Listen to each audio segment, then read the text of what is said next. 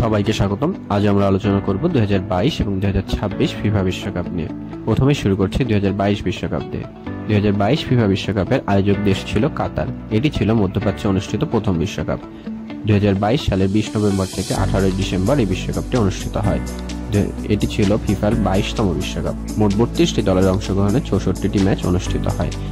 মোট 5টি শহর সহ 8টি স্টেডিয়ামে এই খেলা অনুষ্ঠিত হয়। ইতিহাসের সবচেয়ে ব্যয়বহুল বিশ্বকাপ হিসেবে পরিচিত এই বিশ্বকাপ।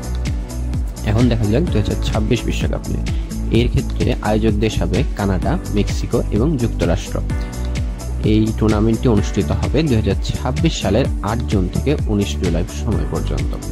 এটি 23তম সংস্করণ এবং এই বিশ্বকাপে প্রথম 48টি দল অংশগ্রহণ করবে, অর্থাৎ ম্যাচ সংখ্যা বেড়ে দাঁড়াবে 104টি। মোট 16টি শহরে অনুষ্ঠিত হবে এই বিশ্বকাপটি এবং এটি হবে বিশ্বকাপের ইতিহাসে সবচেয়ে বড় আসর।